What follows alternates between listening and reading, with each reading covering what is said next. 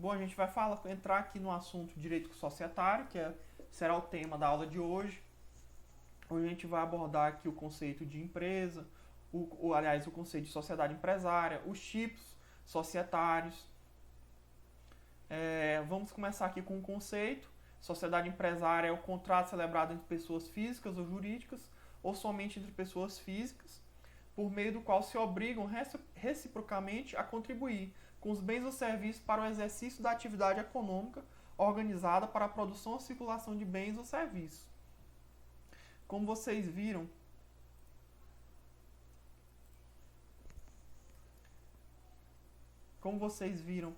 desde a aula passada, essa atividade econômica organizada para a produção e circulação de bens ou serviços é o conceito de empresa, né, de atividade empresária. Então, a sociedade empresária nada mais é do que o contrato celebrado entre pessoas físicas ou jurídicas para exercer a atividade empresária, que é a atividade econômica organizada para a produção e circulação de bens ou serviços.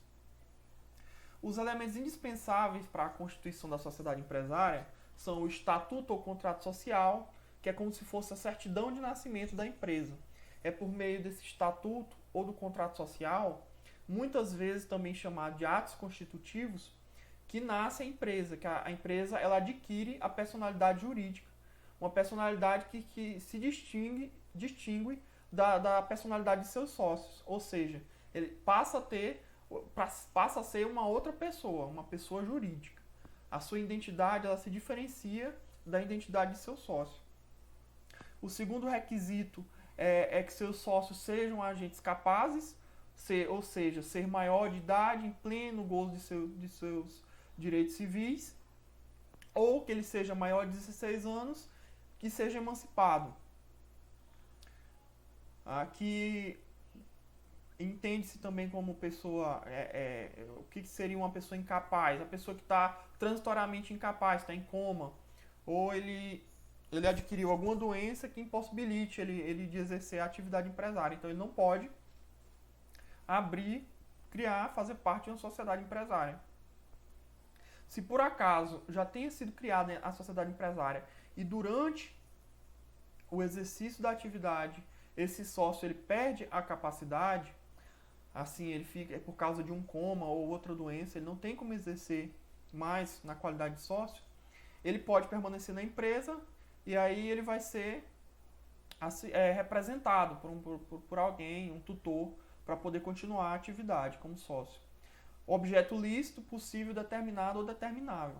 Aqui essa vedação diz respeito a você tentar fazer uma sociedade com um objeto ilícito, como por exemplo o jogo do bicho, ou alguma atividade que seja criminosa, como tráfico de drogas, alguma coisa assim, entendeu? E essa regra visa impossibilitar isso. Inclusive, se isso acontecer, a gente vai estudar mais à frente que os sócios poderão responder com seu patrimônio quando eles violarem o objeto do contrato social. Forma prescrita ou não defesa em lei.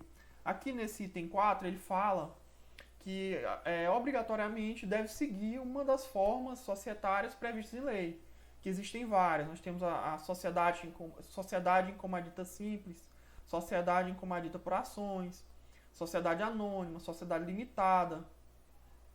E quando ele fala não defesa em lei, é que a lei não proíba, alguma sociedade que a lei não proíba. Então, ou uma forma prescrita em lei, ou que não seja proibido pela lei.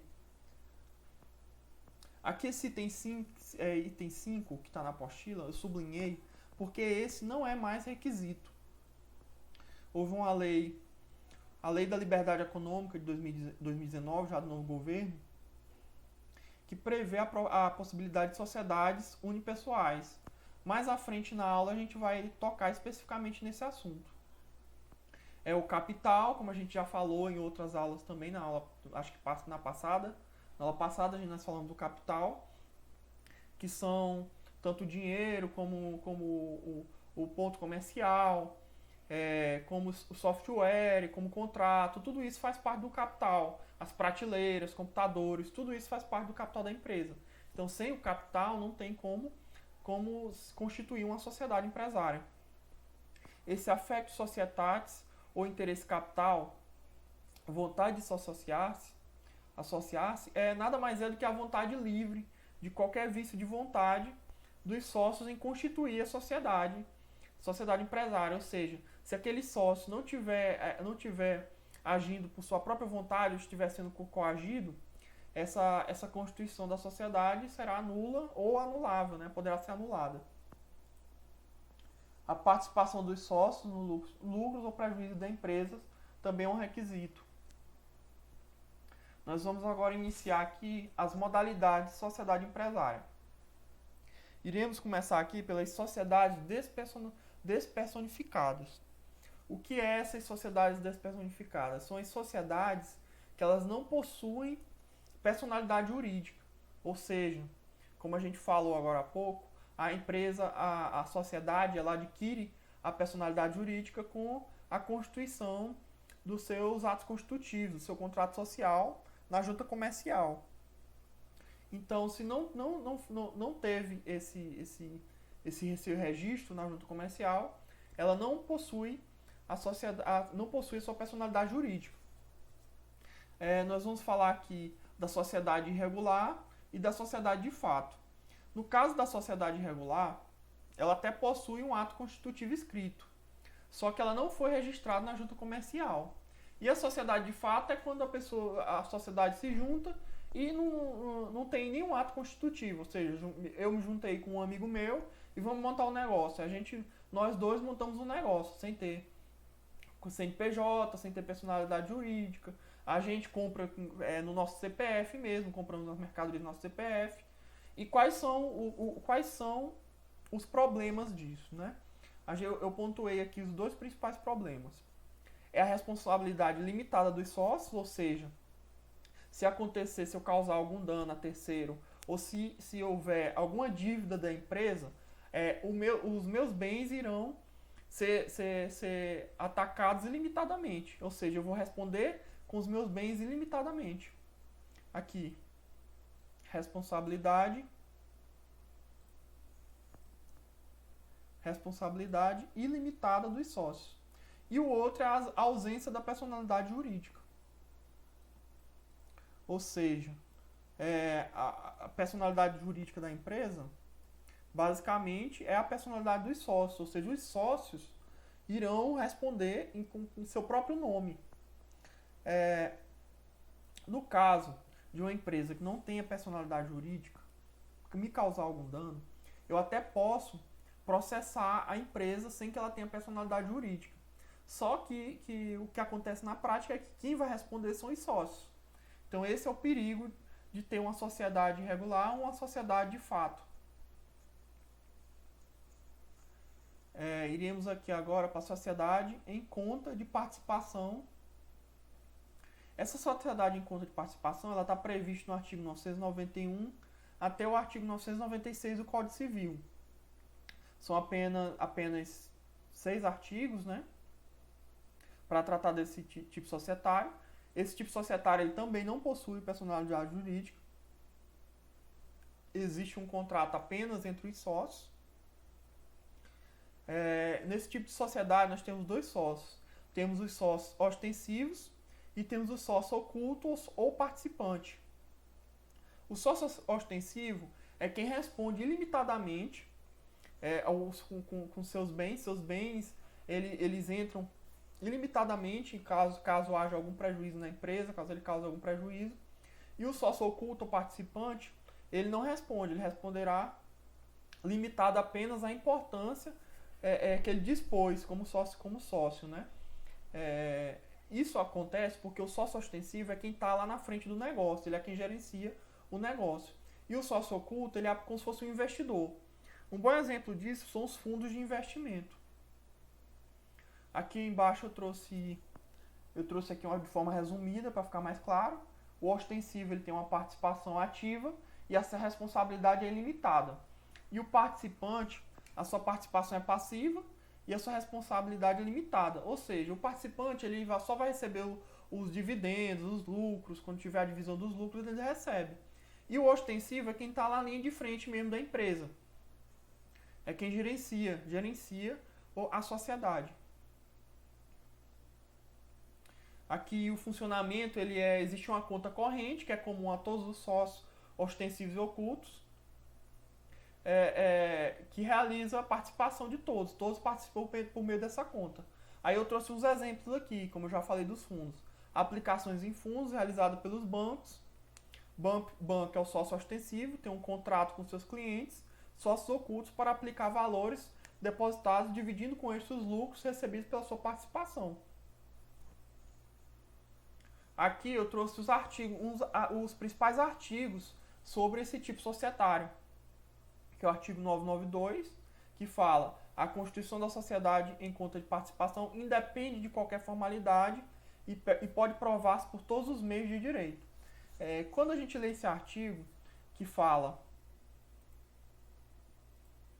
independente de qualquer formalidade, quer dizer que, inclusive, pode haver a constituição de sociedade em conta de participação de forma verbal. Isso mesmo. Necessariamente não precisa ter um contrato formal escrito.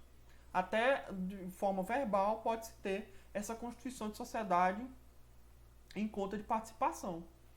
E no próprio artigo ele traz um mecanismo, porque, por exemplo, eu fiz uma sociedade em conta de participação de forma verbal, né? E eu preciso provar na justiça essa sociedade, mas não tem nenhum documento formal. Como é que eu vou provar?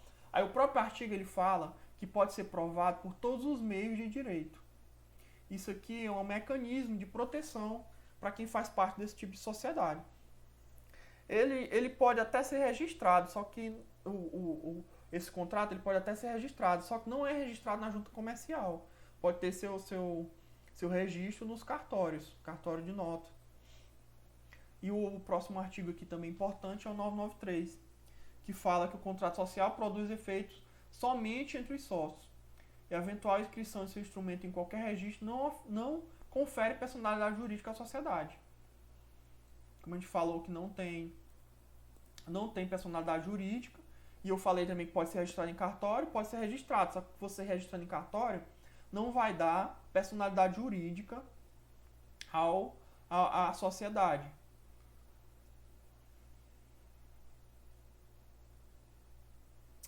Esse parágrafo único aqui é importante também. Ele fala: sem prejuízo do direito de fiscalizar a gestão dos negócios sociais, o sócio participante não pode tomar parte nas relações do sócio ostensivo com terceiros, sob pena de responder solidariamente com este pela obrigação em que intervir. O que isso está falando? Está falando que o sócio participante, aquele que só investe com dinheiro, ele realmente não responde, ele só responde na medida do que ele investiu, né? Ele só corre o risco de perder o que ele investiu. Já o sócio ostensivo, ele pode perder os seus bens, porque ele está lá na gerência, ele que direciona assim os rumos que a sociedade vai seguir. Porém, se por acaso um dos sócios participantes ele vai lá e se intromete numa negociação, não é a obrigação dele, mas ele vai lá e faz, né? E essa obrigação acaba gerando prejuízo para a sociedade. Nesse caso, como prevê o parágrafo único do artigo 993, ele responderá solidariamente pelas obrigações em que intervir. Ou seja, ele vai responder com seu patrimônio, se por acaso ele intervir e causar algum prejuízo.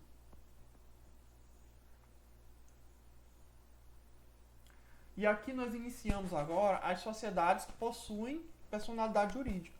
Nós temos aqui a sociedade em comadita simples. Essa sociedade ela possui basicamente dois tipos de sócios. Nós temos o comaditário e o comanditado. O comaditário é aquele que entra só com capital. Ele não pode participar da gestão. Ele também responde somente na medida do seu capital. E nós temos o comanditante, que será o sócio que contribuir com o trabalho e com o capital. Será o empresário e necessariamente ele responde pela gestão. A previsão desse tipo societário ele está no artigo 1045 do Código Civil. Esse artigo ele fala: na sociedade em comadita simples, tomam parte sócios em duas categorias: os comanditados, pessoas físicas responsáveis solidária e ilimitadamente pelas obrigações sociais, e os comanditários, obrigados somente pelo valor de sua cota. Artigo 1045 do Código Civil. Por isso que eu falei para vocês que é bom vocês acompanharem pelo Código Civil. Eu expliquei para vocês na aula passada como é que vocês conseguem encontrar na internet. Basta entrar no Google, coloca CC, que já o primeiro site já é o site do Planalto com a lei, com o Código Civil. Aí vocês podem ir acompanhando e grifando. E agora nós vamos falar da sociedade incomandita por ações. A sociedade incomandita por ações, ela é parecida com a sociedade incomandita. Ou seja, ela tem o tipo societário, tem os sócios comanditários e os sócios comanditados. Aqueles que respondem ilimitadamente e os que respondem somente o valor que a sua cota que investiu.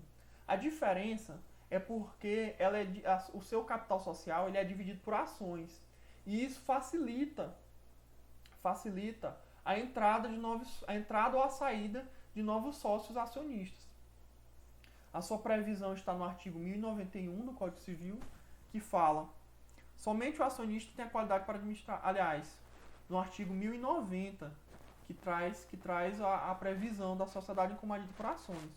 Aqui no artigo 1091 é que ele traz uma peculiaridade. Essa peculiaridade basicamente é para diferenciar a sociedade incomandita por ações das sociedades anônimas. Porque as sociedades incomandita por ações também são regidas pela lei da sociedade anônima.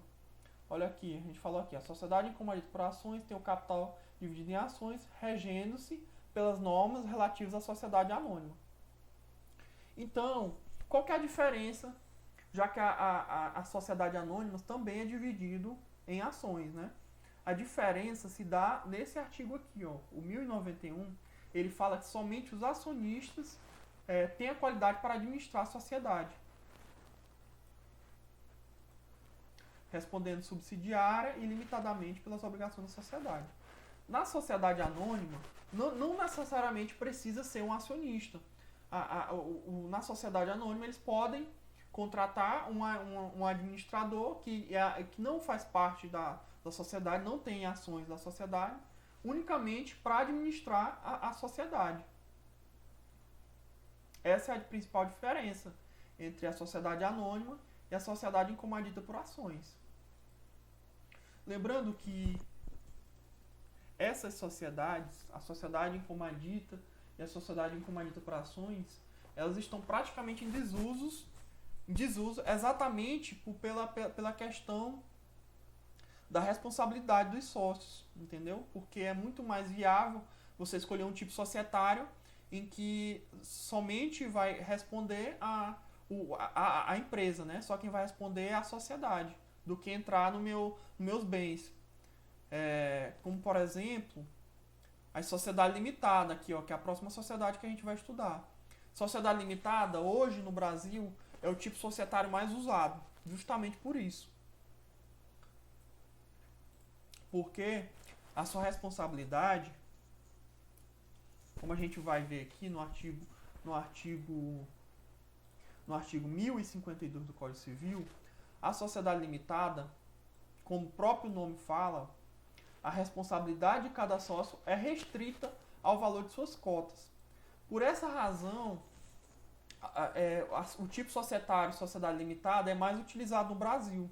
Porque você tem o seu patrimônio blindado, você fica protegido, limitado somente ao que você investiu, que você integralizou no capital da empresa. Aqui o artigo 1158, ele fala da questão do nome da empresa, do nome da sociedade. Ele fala que o nome da sociedade vai ter adotar firma ou denominação. Nós estudamos na aula passada o que era firma, o que era denominação e a diferença dos dois. E ao final vai ter o termo limitada, que poderá ser abreviado. Ou seja, o famoso LTDA.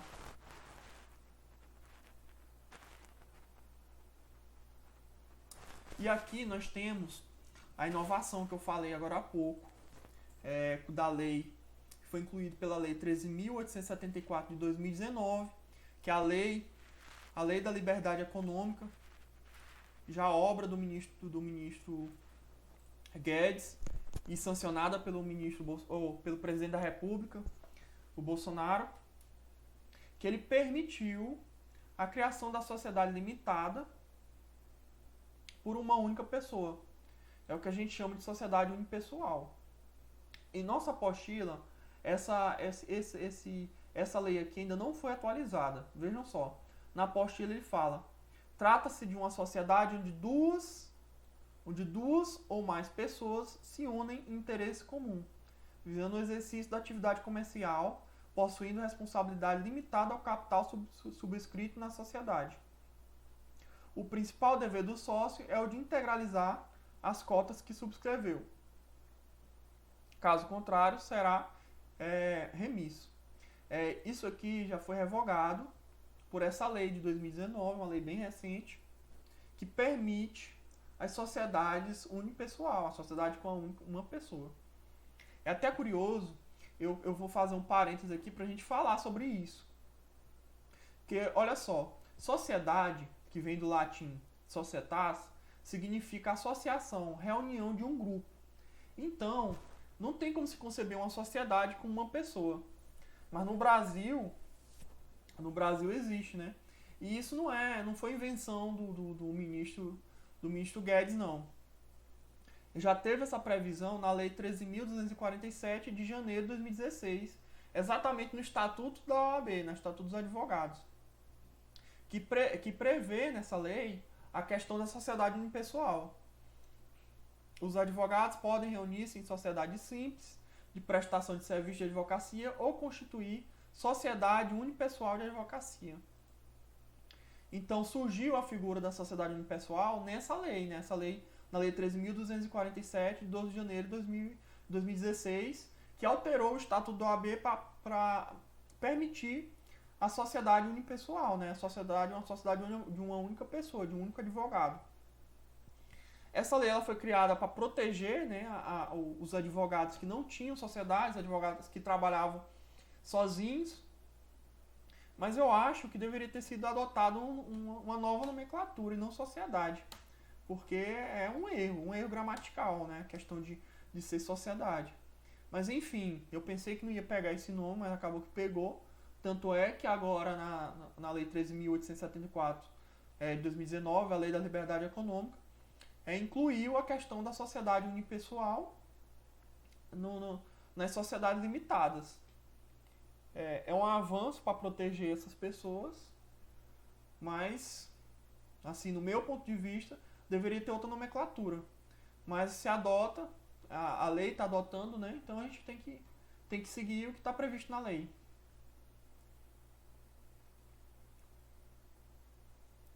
Aí aqui ficou um pouco pequeno aqui a letra, mas espero que dê de vocês lerem. Se não, é só acompanhar pela apostila, porque isso aqui eu tirei da apostila. Ou do Código Civil também. Citei aqui um artigo aqui do Código Civil. Hipóteses em que os sócios podem responder de forma subsidiária e limitada com seu patrimônio. Como a gente falou, a sociedade limitada, os sócios eles respondem somente sua cota parte. Mas a lei, no artigo 1080, aliás, o Código Civil, são vários artigos, 1080 é só esse item A aqui. O Código Civil ele prevê as hipóteses em que, mesmo sendo limitado, os sócios irão responder.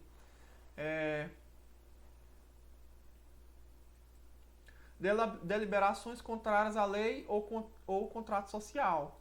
Foi o que eu falei agora há pouco, que não é permitido uma sociedade que visa um objeto que seja ilícito, ou que viole o que está previsto no seu contrato social. Como, por exemplo, eu faço um comércio de confecção e vendo, na verdade, eu estou vendendo alimentos, comércio de alimentos. Ou eu tenho uma construtora e estou usando aqui como escritório de advocacia, por exemplo, a construtora. Então, nesse caso, quando eu violo o que está previsto no contrato social, eu irei responder com o meu patrimônio pelas dívidas causadas por essa atividade que viola o contrato social ou que viola a lei. Como, por exemplo, eu tenho uma sociedade aqui de fachada, mas na verdade eu tenho uma empresa de jogo do bicho, por exemplo, uma sociedade de bicheiros, de jogo do bicho. Então, nesse caso, os sócios responderão ilimitadamente com seu patrimônio. E o B aqui é um item curioso, que ele fala sociedade constituída somente por marido e mulher, contrariando o artigo 997 do Código Civil. Aí ele fala aqui que no caso de casado em regime de comunhão universal de bens, pode. Aí você vai e olha o artigo o artigo 997 do Código Civil. Vamos ler aqui para a gente ver. A sociedade constitui-se mediante contrato escrito, particular ou público, que além de cláusulas estipuladas pelas partes, mencionará o nome, nacionalidade, estado civil, profissão e residência dos sócios, se pessoas naturais, e afirma a denominação, nacionalidade e sede dos sócios, se jurídicas. Aí, denominação, objeto, sede e prazo da sociedade, capital da sociedade, expresso em moeda corrente, podendo compreender qualquer espécie de bem suscetível de avaliação pecuniária, a cota de cada sócio no capital social e o modo de realizá-la, as prestações que se obriga o sócio, cuja contribuição consiste em serviços, as pessoas naturais incumbidas da administração da sociedade, seus poderes e atribuições, a participação de cada sócio nos lucros e nas perdas, se os sócios respondem ou não subsidiariamente pelas obrigações sociais. Parágrafo único, é ineficaz a relação de terceiros, qualquer pacto separado contrário ao disposto do instrumento do contrato. Aí você pergunta assim, mas professor, nesse artigo não está falando que marido e mulher não pode constituir uma sociedade limitada. Então, na verdade, marido e mulher, com exceção dos que tenham comunhão universal de bens, não poderão ter sociedade limitada exatamente por esses incisos que eu grifei. Porque, teoricamente, o marido e mulher, o capital deles, quando existe no regime de comunhão de bens, ele será o capital de ambos, ou seja, o mesmo capital. Então não haverá a integralização de cada sócio. Por essa razão é proibido. A apostila ela não trouxe essa explicação que eu estou dando para vocês. Ela simplesmente fala que é proibido marido e mulher, com exceção de quem tem comunhão universal de bens, constituir a sociedade limitada. Mas é por causa disso, porque o capital de quem é casado se confunde. O capital do marido ele se confunde com o capital da mulher e vice-versa. Quando você adota a comunhão universal de bens, aí isso não acontece, porque os bens do marido é do marido e os bens da mulher são da mulher. Então, nesse caso, poderá ter uma sociedade limitada. Débitos trabalhistas em que o Poder Judiciário busca a prestação do hipossuficiente, preposto nas relações trabalhistas. Essa exceção aqui, ela é uma exceção importante. A gente precisa ter uma noção até de direito de trabalho aqui para falar isso para vocês. Que é o seguinte: na relação trabalhista, na relação de emprego, o trabalhador ele é a parte hipossuficiente. Então, pelo princípio da proteção do trabalhador, que vem do princípio que já é decorrente do princípio da igualdade e do princípio da proteção também, ambos são princípios do direito do trabalho, que falam, basicamente, que deve-se proteger o trabalhador em face da empresa, em face do seu empregador. Então, nesses casos, a lei ela adota a teoria menor da despersonalização jurídica. Ou seja, eu não preciso comprovar que a empresa, os outros requisitos que eu falei acima, que a empresa está cometendo ato ilícito, ou que a empresa está praticando confusão patrimonial, ou que a empresa ela está fugindo do que está previsto no seu status social. Eu não preciso provar isso. E quando eu tenho que provar isso para ter despersonalização da personalidade jurídica, é a teoria maior. No caso da Justiça do Trabalho, adota-se a teoria menor. O que quer dizer essa teoria menor? que basta eu comprovar que há débitos trabalhistas. Havendo débitos trabalhistas, automaticamente a justiça determina o bloqueio, se não encontrar nada. Primeiro tenta-se bloquear os bens da sociedade, a conta corrente da sociedade. Se não encontrar nada, automaticamente passa para os bens dos sócios. Isso ocorre, como eu falei para vocês, para poder proteger o empregado, que é a parte hipossuficiente. Decorre do princípio da proteção do trabalhador, decorre do princípio da igualdade e decorre do princípio da hipossuficiência do trabalhador. Eu espero que vocês tenham entendido o porquê. O trabalhador ele é prioritário nesse caso. Então, não basta que eu esteja devendo o trabalhador para que os meus bens, aliás, que a empresa esteja devendo o trabalhador e não tenha, como a empresa não tem como pagar, para que os bens dos sócios sejam atacados. Isso é muito comum aqui em Paropebas. Muito comum. A pessoa tem a empresa e não tem nada na conta da empresa, ou não tem nenhum veículo na conta da empresa, e acaba tendo que bloquear a conta dos sócios para que o empregado possa receber os seus direitos. E aqui embaixo a gente fala da desconsideração da personalidade jurídica. Aqui nesse caso é a teoria maior, que eu acabei de falar.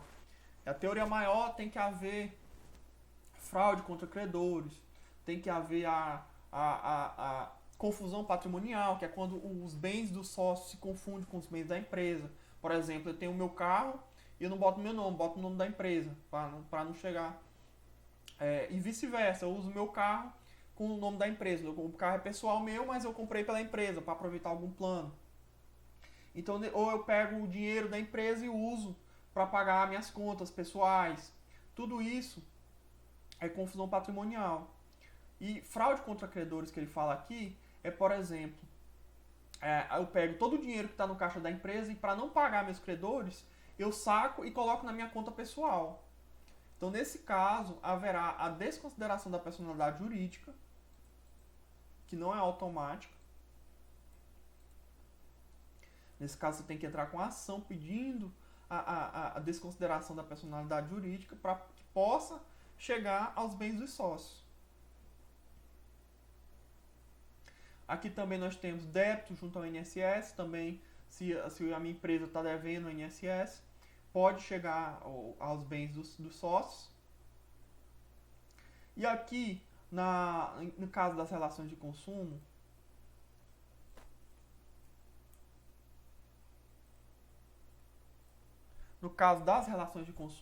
é parecido com a questão da justiça do trabalho. E nós estudamos isso na aula passada, quando a gente falou de direito do consumidor. O consumidor, ele é considerado a parte hipossuficiente na relação de consumo. Então, nesse caso aqui também se adota a teoria menor. No caso, eu causei, a minha empresa, a minha sociedade, causou um prejuízo a um consumidor. Aí ele entrou na justiça, ganhou uma indenização.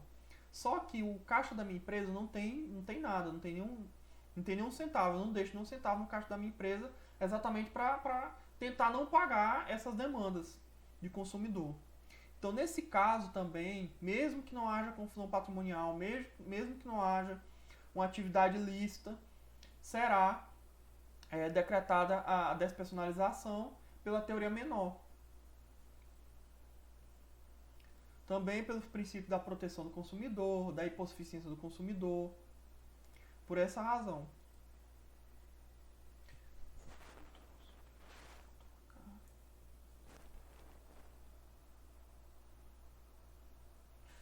E aqui também em caso de danos ao meio ambiente. Em casos de dano ao meio ambiente, se a empresa causou danos ao meio ambiente, também ocorrerá a desconsideração da personalidade jurídica e para que possa ser ressarcido os danos causados, também poderá ser responsabilizado o patrimônio dos sócios.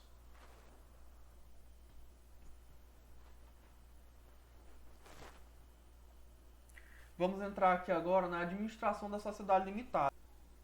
Bem, e vamos falar aqui das formas de deliberação. Só uma deliberação é como os sócios vão ver os negócios da sociedade, o que está no contrato social, ou alguma exigência que a lei exija, né? Como é que eles vão tratar sobre isso. Geralmente, isso é pela maioria, a maioria absoluta dos votos, mas não do número de sócios, e sim do capital da empresa. Então, a maioria absoluta é a metade do capital da empresa. Então, por exemplo, um sócio tem mais da metade do capital da empresa, o voto dele sozinho já serve mais do que o dos outros sócios, entenderam? Se, por exemplo, existem 3 sócios, um tem 51% do capital e os outros 2 têm o restante, ele terá o poder de decidir, mesmo que os outros 2 votem diferente do seu voto. E no caso de ter empate, como por exemplo, existem 50-50, 2 sócios, cada um com 50, e essa sociedade e essa discordância persistir, eles poderão acionar a justiça, né, um juiz, para que o juiz possa decidir qual a melhor decisão a ser tomada. No caso da sociedade possuir mais de 10 sócios, obrigatoriamente, até selecionar aqui, obrigatoriamente, a deliberação terá que ser por meio de assembleia. Isso é uma previsão que está expressa no parágrafo 1º do artigo 1072 do Código Civil.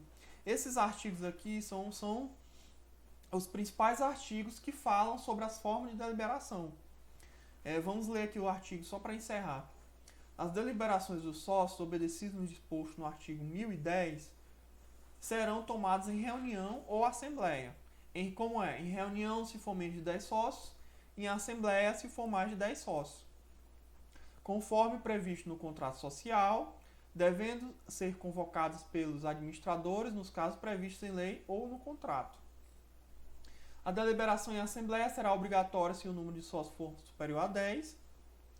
Aí aqui nesse artigo ele fala, obedecendo o disposto no artigo 110, que é a questão da maioria absoluta dos votos. Fala, quando por lei ou pelo contrato social competir aos sócios decidir sobre os negócios da sociedade, as deliberações serão tomadas por maioria de votos, contados segundo o valor das cotas de cada um. Aí ele nos traz aqui o que quer dizer maioria absoluta. Para a formação da maioria absoluta, são necessários votos correspondentes a mais da metade do capital.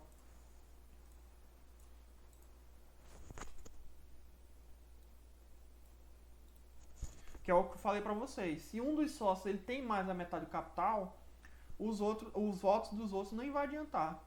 No caso de empate, que é o parágrafo 2º, prevalece a decisão sufragada por maior número de sócios no caso de empate. E se persistir, decidirá o juiz.